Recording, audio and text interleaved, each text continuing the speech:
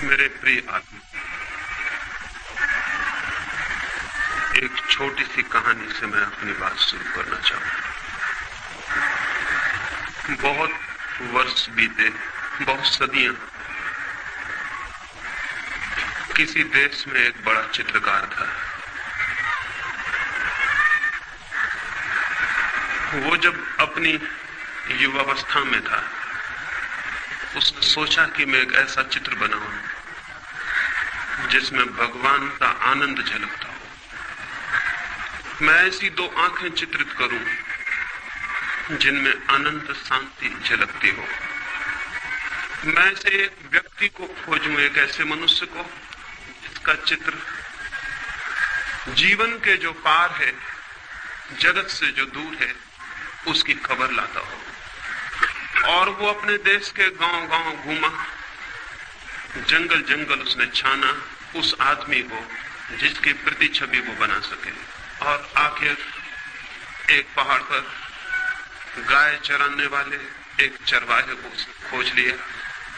उसकी आंखों में कोई झलक थी, उसके चेहरे की रूपरेखा में कोई दूर की खबर थी। उसे देखकर ही लगता था कि मनुष्य के भीतर परमात्मा भी है। उसने उसके चित्र को बनाया। उस चित्र की लाखों प्रतियां गांव-गांव, दूर-दूर के देशों में बिकी। लोगों ने उस चित्र को घर में टांग कर अपने को धन्य समझा। फिर 20 वर्ष बाद वो चित्रकार बूढ़ा हो गया था और उस चित्रकार को एक ख्याल और आया। जीवन भर के अनुभव से उसे पता चला था कि आदमी में भगवान ही अगर अकेला होता तो ठीक था, आदमी में शैतान भी दिखाई पड़ता है। उसने सोचा कि मैं एक चित्र और बनाऊं जिसमें आदमी के भीतर शैतान की छवि हो, तब मेरे दोनों चित्र पूरे मनुष्य के चित्र बन सकेंगे। वो फिर गया बुढ़ापे में, जुआ घरों में, शराब खानों में, पागल घरों में। उसने खोजबीन की उस आदमी की जो आदमी ना हो, शैतान हो, जिसकी आंखों में नरक की लपटें जलती हो, जिसके चेहरे की आकृति उस सबका स्मरण दिलाती हो जो अशुभ है, कुरूप है, असुंदर है। वो पाप की प्रतिमा की खोज में निकला। एक प्रतिमा उसने परमात्मा की बनाई थी, वो एक प्रतिमा पाप की भी बनाना चाहता था। और बहुत खोजने के बाद एक कारागृह में उसे एक कैदी मिल गया जिसने 7 हत्याएं की थी और जो थोड़े ही दिनों बाद मृत्यु की प्रतीक्षा कर रहा था, फांसी पर लटकाया जाने को। उस आदमी की आंखों में नरक के दर्शन होते थे, घृणा जैसे साक्षात थी। उस आदमी की चेहरे की रूपरेखा ऐसी थी कि वैसा कुरूप मनुष्य खोजना मुश्किल था। उसने उसके चित्र को बनाया। जिस दिन उसका चित्र बन के पूरा हुआ, वो अपने पहले चित्र को भी लेकर कारागृह में आया और दोनों चित्रों को पास पास रख के देखने लगा कि कौन सी कलाकृति श्रेष्ठ बनी। तय करना मुश्किल था। चित्रकार खुद भी मुग्ध हो गया था। दोनों ही चित्र अद्भुत थे। कौन सा श्रेष्ठ था कला की दृष्टि से, यह तय करना मुश्किल था। और तभी उस चित्रकार को पीछे किसी की रोने की आवाज सुनाई पड़ी। लौट के देखा तो वो कैदी जंजीरों में बंधा रो रहा है जिसकी उसने तस्वीर बनाई थी। वो चित्रकार हैरान हुआ। उसने कहा कि मेरे दोस्त, तुम क्यों रोते हो? चित्रों को देखकर तुम्हें क्या तकलीफ हुई? उस आदमी ने कहा, मैंने इतने दिन तक छिपाने की कोशिश की, लेकिन आज मैं हार गया हूं। शायद तुम्हें पता नहीं कि पहली तस्वीर भी तुमने मेरी ही बनाई थी। ये दोनों तस्वीरें मेरी। 20 साल पहले पहाड़ पर जो आदमी तुम्हें मिला था वो मैं ही। और इसलिए रोता हूं कि मैंने 20 साल में कौन सी यात्रा कर ली, स्वर्ग से नरक की, परमात्मा से पाप की। पता नहीं ये कहानी कहां तक सच हो या ना हो, लेकिन हर आदमी के जीवन में 2 तस्वीरें हैं। हर आदमी के भीतर शैतान है और हर आदमी के भीतर परमात्मा भी। और हर आदमी के भीतर नरक की भी संभावना है और स्वर्ग की भी। हर आदमी के भीतर सौंदर्य के फूल भी खिल सकते हैं और कुरूपता के गंदे डबरे भी बन सकते हैं। प्रत्येक आदमी इन 2 यात्राओं के बीच निरंतर डोल रहा है। ये 2 छोर हैं जिनमें से आदमी किसी को भी छू सकता है। और अधिक लोग नरक के छोर को छू लेते हैं, और बहुत कम सौभाग्यशाली हैं जो अपने भीतर परमात्मा को उखाड़ पाते हैं। क्या हम अपने भीतर परमात्मा को उखाड़ पाने में सफल हो सकते हैं? क्या हम वो प्रतिमा बनेंगे जहां परमात्मा की झलक मिले? ये कैसे हो सकता है? इस प्रश्न के साथ ही आज की दूसरी चर्चा में शुरू करना चाहता हूं। ये कैसे हो सकता है कि आदमी परमात्मा की प्रतिमा बने? ये कैसे हो सकता है कि आदमी का जीवन एक स्वर्ग बने, एक सुवास, एक सुगंध, एक सौंदर्य? ये कैसे हो सकता है कि मनुष्य उसे जान ले जिसकी कोई मृत्यु नहीं? ये कैसे हो सकता है कि मनुष्य परमात्मा के मंदिर में प्रविष्ट हो जाए? होता तो उल्टा है। बचपन में हम कहीं स्वर्ग में होते हैं और बूढ़े होते होते नरक तक पहुंच जाते हैं। होता उल्टा है। होता यह है कि बचपन के बाद जैसे रोज हमारा पतन होता है। बचपन में तो किसी इनोसेंस, किसी निर्दोष संसार का हम अनुभव करते हैं, और फिर धीरे धीरे कपट से भरा हुआ, पाखंड से भरा हुआ मार्ग हम तय करते हैं। और बूढ़े होते होते न केवल हम शरीर से बूढ़े हो जाते हैं, बल्कि हम आत्मा से भी बूढ़े हो जाते हैं। न केवल शरीर दीनहीन, जीन जर्जर हो जाता है, बल्कि आत्मा भी पतित, दीन जर्जर हो जाती है। ये और इसे ही हम जीवन मान लेते हैं और समाप्त हो जाते हैं। धर्म इस संबंध में संदेह उठाना चाहता है। धर्म एक बड़ा संदेह है इस संबंध में कि यह आदमी की जीवन की यात्रा गलत है, कि स्वर्ग से हम नरक तक पहुंच जाएं। होना तो उल्टा चाहिए। जीवन की यात्रा उपलब्धि की यात्रा होनी चाहिए, कि हम दुख से आनंद तक पहुंचे, हम अंधकार से प्रकाश तक पहुंचे, हम मृत्यु से अमृत तक पहुंचे। प्राणों के प्राण की अभिलाषा और प्यास भी वही है। प्राणों में एक ही आकांक्षा है कि मृत्यु से अमृत तक कैसे पहुंचे। प्राणों में एक ही प्यास है कि हम अंधकार से आलोक को कैसे उपलब्ध हो। प्राणों की एक ही मांग है कि हम असत्य से सत्य तक कैसे जा सकते हैं। निश्चित ही सत्य की यात्रा के लिए, निश्चित ही स्वयं के भीतर परमात्मा की खोज के लिए व्यक्ति को ऊर्जा का एक संग्रह चाहिए, कंजर्वेशन चाहिए। व्यक्ति को शक्ति का एक संवर्धन चाहिए, उसके भीतर शक्ति इकट्ठी हो कि वो शक्ति का एक स्रोत बन जाए। तभी व्यक्तित्व को स्वर्ग तक ले जाया जा सकता है। स्वर्ग निर्बलों के लिए नहीं है। जीवन के सत्य उनके लिए नहीं है जो दीनहीन हो जाते हैं शक्ति को खोकर, जो जीवन की सारी शक्ति को खो देते हैं और भीतर दुर्बल और दीन हो जाते हैं। वे यात्रा नहीं कर सकते। उस यात्रा पर चढ़ने के लिए, उन पहाड़ों पर चढ़ने के लिए शक्ति चाहिए, और शक्ति का संवर्धन धर्म का सूत्र है। शक्ति का संवर्धन, कंजर्वेशन ऑफ एनर्जी। कैसे शक्ति इकट्ठी हो कि हम शक्ति के उबलते हुए भंडार हो जाएं, लेकिन हम तो दीनहीन जन हैं। सारी शक्ति खोकर हम धीरे धीरे निर्बल होते चले जाते हैं। सब खो जाता है, भीतर रिक्तता रह जाती है, खाली, भीतर एक खालीपन के अतिरिक्त और कुछ भी नहीं छूटता है। हम शक्ति को कैसे खो देते हैं? मनुष्य का शक्ति को खोने का सबसे बड़ा द्वार सेक्स है। काम मनुष्य की शक्ति के खोने का सबसे बड़ा द्वार है, जहां से वो शक्ति को खोता है। और जैसे मैंने कल आपसे कहा, कोई कारण है जिसकी वजह से वो शक्ति को खोता है। शक्ति को कोई भी खोना नहीं चाहता है। कौन शक्ति को खोना चाहता है?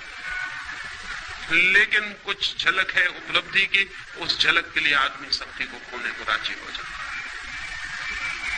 काम के क्षणों में कुछ अनुभव है, उस अनुभव के लिए आदमी सब कुछ खोने को तैयार हो जाता है। अगर वो अनुभव किसी और मार्ग से उपलब्ध हो सके तो मनुष्य सेक्स के माध्यम से शक्ति को खोने को कभी भी तैयार नहीं हो सकता है। क्या और कोई द्वार है उस अनुभव को पाने का?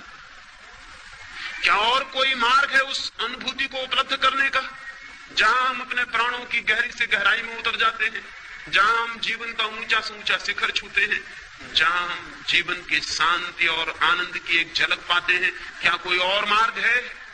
क्या कोई और मार्ग है अपने भीतर पहुंच जाने का? क्या स्वयं की शांति और आनंद के स्रोत तक पहुंच जाने की और कोई सीढ़ी है? अगर वो सीढ़ी हमें दिखाई पड़ जाए तो जीवन में एक क्रांति घटित हो जाती है। आदमी काम के प्रति विमुख और राम के प्रति सन्मुख हो जाता है। एक क्रांति घटित हो जाती है, एक नया द्वार खुल जाता है। मनुष्य की जाति को अगर हम नया द्वार न दे सके तो मनुष्य एक रिपीटेटिव सर्किल में, एक पुनरुक्ति वाले चक्कर में घूमता है और नष्ट होता है। लेकिन आज तक सेक्स के संबंध में जो भी धारणाएं रही हैं, वो मनुष्य को सेक्स के अतिरिक्त नया द्वार खोलने में समर्थ नहीं बना पाई, बल्कि एक उल्टा उपद्रव हुआ। प्रकृति एक ही द्वार देती है मनुष्य को, वो सेक्स का द्वार है। अब तक की शिक्षाओं ने वो द्वार भी बंद कर दिया और नया द्वार खोला नहीं। शक्ति भीतर घूमने लगी और चक्कर काटने लगी, और अगर नया द्वार शक्ति के लिए न मिले तो घूमती हुई शक्ति मनुष्य को विक्षिप्त कर देती है, पागल कर देती है। और विक्षिप्त मनुष्य फिर न केवल उस द्वार से जो सेक्स का सहज द्वार था निकलने की चेष्टा करता है, वो दीवालों और खिड़कियों को तोड़कर भी उसकी शक्ति बाहर बहने लगती है। वो अप्राकृतिक मार्गों से भी सेक्स की शक्ति बाहर बहने लगती है। ये दुर्घटना घटी है। ये मनुष्य जाति के बड़े से बड़े दुर्भाग्यों में से एक है। नया द्वार नहीं खोला गया और पुराना द्वार बंद कर दिया गया। इसलिए मैं सेक्स के विरोध में, दुश्मनी के लिए, दमन के लिए अब तक जो भी शिक्षाएं दी गई हैं, उन सबके स्पष्ट विरोध में खड़ा हुआ। उन सारी शिक्षाओं से मनुष्य की सेक्सुअलिटी बढ़ी है, कम नहीं हुई, बल्कि विकृत हुई। क्या करें? लेकिन कोई और द्वार खोला जा सकता है? मैंने आपसे कल कहा, संभोग के क्षण की जो प्रतीति है, वो प्रतीति दो बातों की है, टाइमलेसनेस और इगोलेसनेस की। समय शून्य हो जाता है और अहंकार विलीन हो जाता है। समय शून्य होने से और अहंकार विलीन होने से हमें उसका एक झलक मिलती है जो हमारा वास्तविक जीवन है, लेकिन क्षण भर की झलक और हम वापस अपनी जगह खड़े हो जाते हैं। और एक बड़ी ऊर्जा, एक बड़ी वैद्युतिक शक्ति का प्रवाह है, इसमें हम खो देते हैं। फिर उस झलक की याद, स्मृति मन को पीड़ा देती रहती है। हम वापस उस अनुभव को पाना चाहते हैं, वापस उस अनुभव को पाना चाहते हैं। और वो झलक कितनी छोटी है, एक क्षण में खो जाती है। ठीक से उसकी स्मृति भी नहीं रह जाती कि क्या थी झलक, हमने क्या जाना था। बस एक धुन, एक अर्ज, एक पागल प्रतीक्षा रह जाती है फिर उस अनुभव को पाने की। और जीवन भर आदमी इसी चेष्टा में संलग्न रहता है, लेकिन उस झलक को एक क्षण से ज्यादा नहीं पा सकता है। वही झलक ध्यान के माध्यम से भी उपलब्ध होती है। मनुष्य की चेतना तक पहुंचने के दो मार्ग हैं, काम और ध्यान, सेक्स और मेडिटेशन। सेक्स प्राकृतिक मार्ग है जो प्रकृति ने दिया हुआ है, जानवरों को भी दिया हुआ है, पक्षियों को भी दिया हुआ है, पौधों को भी दिया हुआ है, मनुष्यों को भी दिया हुआ है। और जब तक मनुष्य केवल प्रकृति के दिए हुए द्वार का उपयोग करता है, तब तक वो पशुओं से ऊपर नहीं हो सकता। वो सारा द्वार तो पशुओं के लिए भी उपलब्ध। मनुष्यता का प्रारंभ उस दिन से होता है जिस दिन से मनुष्य सेक्स के अतिरिक्त एक नया द्वार खोलने में समर्थ हो जाता है। उसके पहले हम मनुष्य नहीं है, नाम मात्र को मनुष्य। उसके पहले हमारे जीवन का केंद्र पशु का केंद्र है, प्रकृति का केंद्र है। तब तक हम उसके ऊपर नहीं उठ पाए, उसे ट्रांसेंड नहीं कर पाए, उसका अतिक्रमण नहीं कर पाए। तब तक हम पशुओं की भांति ही जीते हैं। हमने कपड़े मनुष्यों के पहन रखे, हमने भाषा मनुष्यों की बोलते, हमने सारा रूप मनुष्यों का पैदा कर रखा है, लेकिन भीतर गहरे से गहरे मन के तल पर हम पशुओं से ज्यादा नहीं होते, नहीं हो सकते हैं। और इसलिए जरा सा मौका मिल जाए और हमारी मनुष्यता को जरा सी छूट मिल जाए तो हम तत्काल पशु हो जाते हैं। हिंदुस्तान पाकिस्तान का बंटवारा हुआ और हमें दिखाई पड़ गया कि आदमी के कपड़ों के भीतर जानवर बैठा हुआ है। हमें दिखाई पड़ गया कि वो लोग जो कल मस्जिद में प्रार्थना करते थे और मंदिर में गीता पढ़ते थे, वो क्या कर रहे हैं? वो हत्याएं कर रहे हैं, वो बलात्कार कर रहे हैं, वो सब कुछ कर रहे हैं। वही लोग जो मंदिरों मस्जिदों में दिखाई पड़ते थे, वही लोग बलात्कार करते हुए दिखाई पड़ने लगे। क्या हो गया इनको? अभी दंगा फसाद हो जाए, अभी यहां दंगा हो जाए और यही आदमी को दंगे में मौका मिल जाएगा अपनी आदमियत से छुट्टी ले लेने, और फौरन वो जो भीतर छिपा हुआ पशु है प्रकट हो जाए। वो हमेशा तैयार है, वो प्रतीक्षा कर रहा है कि मुझे मौका मिल जाए। भीड़ भाड़ में उसे मौका मिल जाता है तो वो जल्दी से छोड़ देता है अपना ख्याल, वो जो बांध बूंद के उसने रखा हुआ है। भीड़ में मौका मिल जाता है उसे भूल जाने का कि मैं भूल जाऊं अपने को। इसलिए आज तक अकेले आदमियों ने उतने पाप नहीं किए हैं जितने भीड़ में आदमियों ने पाप किए। अकेला आदमी थोड़ा डरता है कि कोई देख लेगा, अकेला आदमी थोड़ा सोचता है कि मैं ये क्या कर रहा हूं। अकेले आदमी को अपने कपड़ों की थोड़ी फिक्र होती है कि लोग क्या कहेंगे, जानवर हो। लेकिन जब बड़ी भीड़ होती है तो अकेला आदमी कहता आप कौन देखता, आप कौन पहचानता। वो भीड़ के साथ एक हो जाता है, उसकी आइडेंटिटी मिट जाती है। अब वो फला नाम का आदमी नहीं, अब एक बड़ी भीड़ है, और बड़ी भीड़ जो करती है वो भी करता है, हत्या करता है, आग लगाता है, बलात्कार करता है। भीड़ में उसे मौका मिल जाता है कि वो अपने पशु को फिर से छुट्टी दे दे जो उसके भीतर छिपा है। और इसीलिए आदमी 10-5 वर्षों में युद्ध की प्रतीक्षा करने लगता है, दंगों की प्रतीक्षा करने लगता है। अगर हिंदू मुस्लिम का बहाना मिल जाए तो हिंदू मुस्लिम सही, अगर हिंदू मुस्लिम का ना मिले तो गुजराती मराठी भी काम कर सकता है। अगर गुजराती मराठी ना हो तो हिंदी बोलने वाला और गैर हिंदी बोलने वाला भी काम कर सकता है। कोई भी बहाना चाहिए आदमी को, उसके भीतर के पशु को छुट्टी चाहिए। वो घबरा जाता है, पशु भीतर बंद रहते रहते वो कहता है मुझे प्रकट होने दो। और आदमी के भीतर का पशु तब तक नहीं मिटता है जब तक पशुता का जो सहज मार्ग है उसके ऊपर मनुष्य की चेतना ना उठे। पशुता का सहज मार्ग, हमारी ऊर्जा, हमारी शक्ति का एक ही द्वार है बहने का, वो है सेक्स।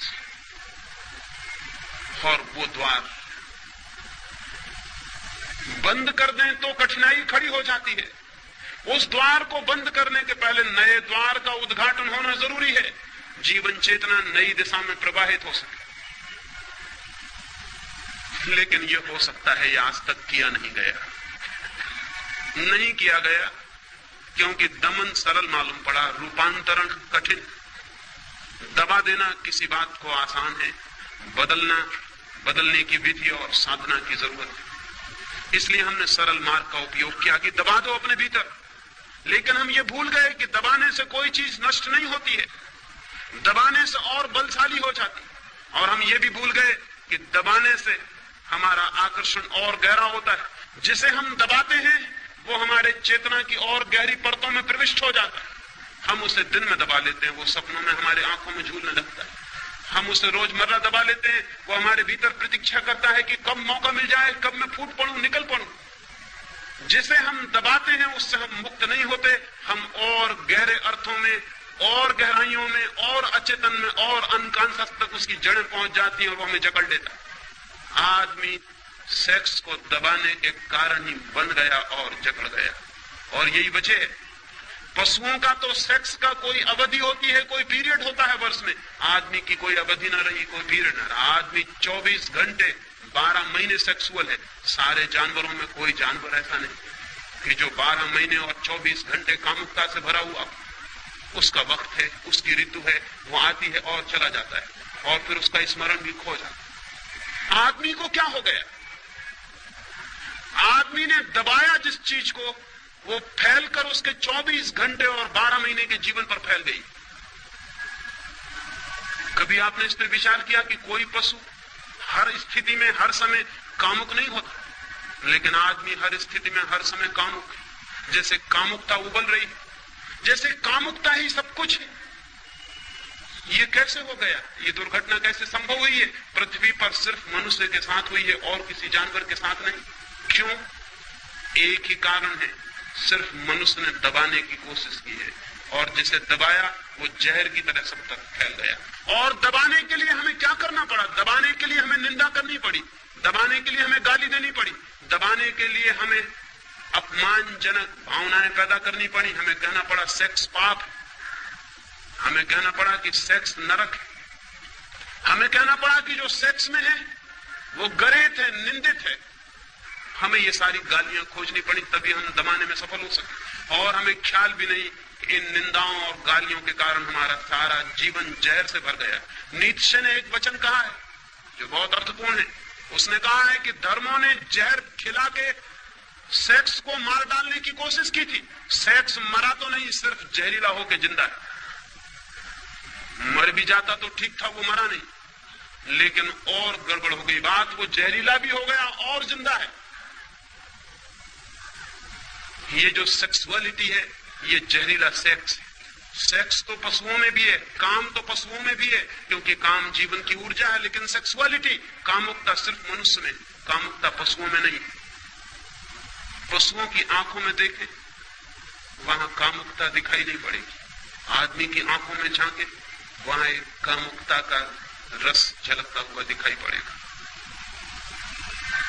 इसलिए पशु आज भी एक तरह से सुंदर है, लेकिन दमन करने वाले पागलों की कोई सीमा नहीं है कि वो कहां तक बढ़ जाएंगे। मैंने कल आपको कहा था कि अगर हमें दुनिया को सेक्स से मुक्त करना है तो बच्चे और बच्चियों को एक दूसरे के निकट लाना होगा। इसके पहले कि उनमें सेक्स जागे, 14 साल के पहले वे एक दूसरे के शरीर से इतने स्पष्ट रूप से परिचित हो ले कि वो आकांक्षा विलीन हो जाए। लेकिन अमेरिका में अभी एक नया आंदोलन चला है, और वो नया आंदोलन वहां के बहुत धार्मिक लोग चला रहे हैं। शायद आपको पता भी ना हो, वो नया आंदोलन बड़ा अद्भुत। वो आंदोलन ये है कि सड़कों पर गाय, भैंस, घोड़े, कुत्ता, बिल्ली को भी बिना कपड़ों के नहीं निकाला जाए, उनको कपड़े पहन के निकाला जाए। उनको भी कपड़े पहनाने चाहिए, क्योंकि नंगे पशुओं को देखकर बच्चे बिगड़ सकते। बड़े मजे की बात है, नंगे पशुओं को देखकर बच्चे बिगड़ सकते हैं। अमेरिका के कुछ नीति शास्त्री इसके बाबत आंदोलन और संगठन और संस्थाएं बना रहे हैं कि पशुओं को भी सड़कों पर नग्न नहीं लाया जा सकता। आदमी को बचाने की इतनी कोशिशें चल रही हैं, और कोशिश बचाने की जो करने वाले लोग हैं वही आदमी को नष्ट कर रहे हैं। कभी आपने ख्याल किया कि पशु अपनी नग्नता में भी अद्भुत है और सुंदर है? उसकी नग्नता में भी वो निर्दोष, सरल और सीधा है। कभी आपको पशु नग्न है ये भी ख्याल शायद ही आया हो? जब तक कि आपके भीतर बहुत नंगापन न छिपा हो, तब तक आपको पशु नंगा नहीं दिखाई पड़ सकता है। लेकिन वे जो भयभीत लोग हैं, वे जो डरे हुए लोग हैं, वे भय और डर के कारण सब कुछ कर रहे हैं आज तक, और उनके सब करने से आदमी रोज नीचे से नीचे उतरता जा रहा है। जरूरत तो यह है कि आदमी भी किसी दिन इतना सरल हो कि नग्न खड़ा हो सके, निर्दोष और आनंद से भरा हुआ। जरूरत तो यह है, जैसे महावीर जैसा व्यक्ति नग्न खड़ा हो गया। लोग कहते हैं कि उन्होंने कपड़े छोड़े, कपड़ों का त्याग किया। मैं कहता हूं, न कपड़े छोड़े न कपड़ों का त्याग किया, चित्त इतना निर्दोष हो गया होगा, इतना इनोसेंट जैसे छोटे बच्चों का, तो वे नग्न खड़े हो गए होंगे। क्योंकि ढांकने को जब कुछ भी नहीं रह जाता तो आदमी नग्न हो सकता है। जब तक ढांकने को कुछ है हमारे भीतर, तब तक आदमी अपने को छिपाएगा। जब ढांकने को कुछ भी नहीं है तो नग्न हो सकता है। चाहिए तो एक ऐसी पृथ्वी कि आदमी भी इतना सरल होगा कि नग्न होने में भी उसे कोई पश्चाताप, कोई पीड़ा न होगी, नग्न होने में भी उसे कोई अपराध न होगा। आज तो हम कपड़े पहनकर भी अपराधी मालूम होते हैं, हम कपड़े पहन के भी नंगे हैं, और ऐसे लोग भी रहे हैं जो नग्न होकर भी नग्न नहीं थे। नंगापन मन की एक वृत्ति है, सरलता, निर्दोष चित्त, फिर नग्नता भी सार्थक हो जाती है, अर्थपूर्ण हो जाती है, वो भी एक सौंदर्य ले लेती है। लेकिन अब तक आदमी को जहर पिलाया गया है, और जहर का परिणाम यह हुआ कि हमारा सारा जीवन एक कोने से लेकर दूसरे कोने तक विषाक्त हो गया है। स्त्रियों को हम कहते हैं पति को परमात्मा समझना, और उन स्त्रियों को बचपन से सिखाया गया है कि सेक्स पाप, नरक। वे कल विवाहित होंगी, वे उस पति को कैसे परमात्मा मान सकेंगी जो उन्हें सेक्स में और नरक में ले जा रहा। एक तरफ हम सिखाते हैं पति परमात्मा है, और पत्नी का अनुभव कहता है कि यही पहला पापी है जो मुझे नरक में घसीट रहा है। एक बहन ने मुझे आकर कहा, पिछली मीटिंग में जब मैं यहां बोला भारतीय विद्या भवन में, तो एक बहन मेरे पास उसी दिन आई और उसने कहा कि मैं बहुत गुस्से में हूं, मैं बहुत क्रोध में हूं। सेक्स तो बड़ी घृणित चीज है, सेक्स तो पाप है, और आपने सेक्स की इतनी बात क्यों की? मैं तो घृणा करती हूं सेक्स। अब ये पत्नी है, इसका पति है, इसके बच्चे हैं, बच्चियां हैं, और ये पत्नी सेक्स को घृणा करती, ये पति को कैसे प्रेम कर सकती जो इसे सेक्स में ले जा रहा है? ये उन बच्चों को कैसे प्रेम कर सकती है जो सेक्स से पैदा हो रहे हैं? इसका प्रेम जहरीला रहेगा, इसके प्रेम में जहर छिपा रहेगा। पति और इसके बीच एक बुनियादी दीवार खड़ी रहेगी, बच्चों और इसके बीच एक बुनियादी दीवार खड़ी रहेगी, क्योंकि वो सेक्स की दीवार और सेक्स की कंडेमनेशन की वृत्ति बीच में खड़ी है। ये बच्चे पाप से आए, ये पति और मेरे बीच पाप का संबंध, और जिनके साथ पाप का संबंध है उनके प्रति हम मैत्रीपूर्ण हो सकते हैं, पाप के प्रति हम मैत्रीपूर्ण हो सकते हैं। सारी दुनिया का ग्रस्त जीवन नष्ट किया है सेक्स को गाली देने वाले, निंदा करने वाले लोगों ने, और उन्होंने इसे नष्ट करके जो दुष्परिणाम लाए हैं वो ये नहीं है कि सेक्स से लोग मुक्त हो गए हों। जो पति अपनी पत्नी और अपने बीच एक दीवार पाता है पाप की, वो पत्नी से कभी भी तृप्ति अनुभव नहीं कर पाता, तो आसपास की स्त्रियों को खोजता है, वेश्याओं को खोजता है, खोजेगा। अगर पत्नी से उसे तृप्ति मिल गई होती तो शायद इस जगत की सारी स्त्रियां उसके लिए माँ और बहन हो जाती, लेकिन पत्नी से भी तृप्ति न मिलने के कारण सारी स्त्रियां उसे पोटेंशियल औरतों की तरह, पोटेंशियल पत्नियों की तरह मालूम पड़ती हैं, जिनको पत्नी में बदला जा सकता है। ये स्वाभाविक है, ये होने वाला था, ये होने वाला था, क्योंकि जहां तृप्ति मिल सकती थी वहां जहर है, वहां पाप है, और तृप्ति नहीं मिलती, और वो चारों तरफ भटकता है और खोजता है, और क्या क्या ईजादें करता है खोज के आदमी। अगर उन सारी ईजादों को हम सोचने बैठे तो घबरा जाएंगे, क्या आदमी ने क्या क्या ईजादें की।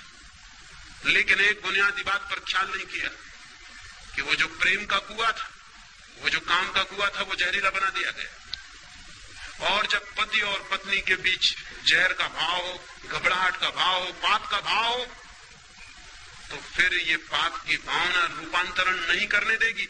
अन्यथा मेरी समझ ये है कि एक पति और पत्नी अगर एक दूसरे के प्रति समझपूर्वक, प्रेम से भरे हुए, आनंद से भरे हुए और सेक्स के प्रति बिना निंदा के सेक्स को समझने की चेष्टा करेंगे, तो आज नहीं कल उनके बीच का संबंध रूपांतरित हो जाने वाला है।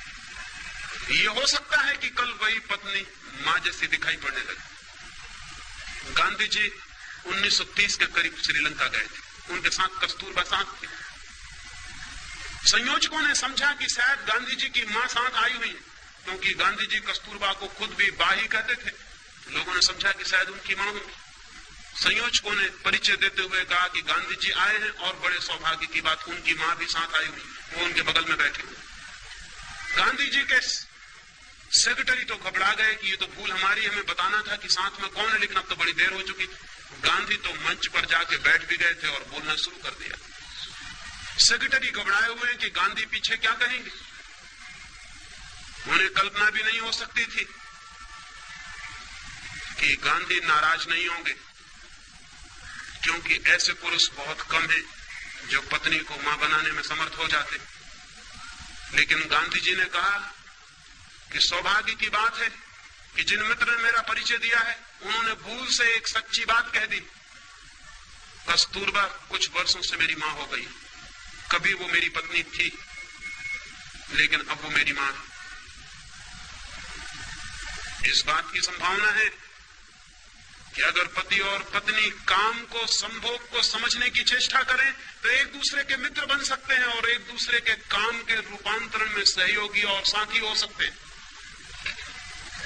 और जिस दिन कोई पति और पत्नी अपने आपस के संभोग के संबंध को रूपांतरित करने में सफल हो जाते हैं, उस दिन उनके जीवन में पहली दफे एक दूसरे के प्रति अनुग्रह और ग्रेटिट्यूड का भाव पैदा होता है, उसके पहले नहीं।